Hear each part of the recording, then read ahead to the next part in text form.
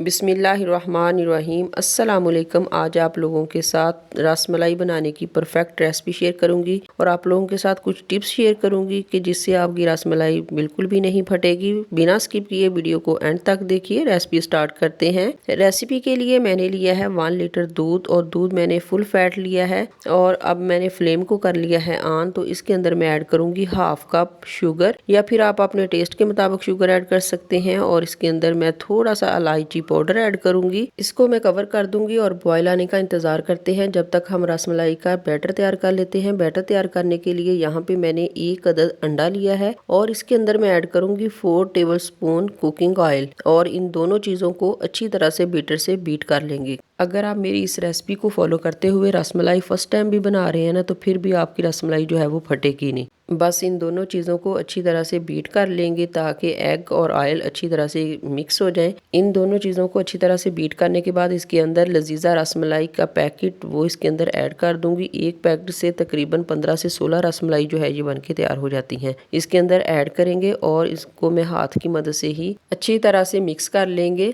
ये अभी आपको देखने में लग रहा होगा कि ये बहुत पतला है, लेकिन ये बहुत पतला नहीं है। जब हम इसको अच्छी तरह से मिक्स करके तो 1-2 मिनट के लिए रखेंगे तो ये थोड़ा थिक हो जाएगा। तो इसलिए अब हम इसको साइड पे कर देते हैं और देख लेते हैं कि जो दूध हमने बॉयल होने के लिए छोड़ा हुआ था वो दूध बॉयल हो गया है। माशाल्लाह से दूध बॉयल होने वाला हो गया है। फ्लेम जो है ये हमने मीडियम कर लिया है। अब इसको उबलते हुए दूध के अंदर हम रसमलाइयाँ बनाते जाएंगे और इसके अंदर ऐड करते जाएंगे। चलें जी, मीडियम टू लो फ्लेम पर दूध जो है वो बॉयल होता रहेगा और साथ साथ हम रसमलाइयाँ बनाते जाएंगे और इसके अंदर ऐड करते जाएंगे।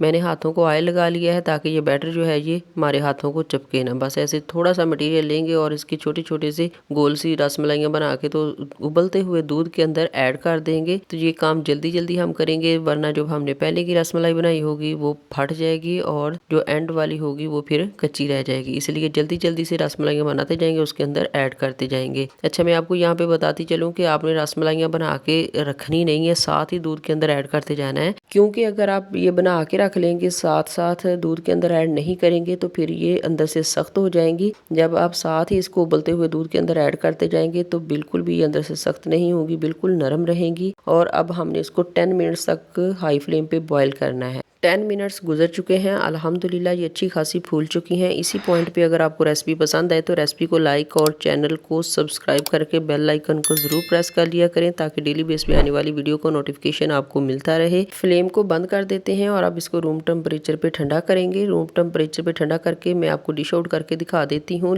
उम्मीद करती हूँ आपको आज की रेसिपी बहुत ज़्यादा पसंद आई होगी। जब भी रेसिपी बनाइए अपना फीडबैक लाजमी दीजिए कि आपकी रेसिपी कैसी बनी। जहाँ भी रहिए हैप्पी रहिए और हेल्दी रहिए। अपना और अपनी फैमिली मेम्बर्स का ढेर सारा ख्याल रखिए, दुआ में ज़रूर याद रखिए। अब हम इसको पिस्ते और बादाम के साथ गार्निश करेंगे ऊपर से। तो और मैं आपको इसकी कटिंग भी करके दिखा देती हूँ कि माशाल्लाह से ये अंदर से किस कदर सॉफ्ट हैं। रेसिपी को एंड तक देखने का बेहद शुक्रिया। मिलते हैं एक और मज़ेदार सी रेसिपी के साथ, तब तक दीजिए इजाज़त। अल्लाह हाफिज़।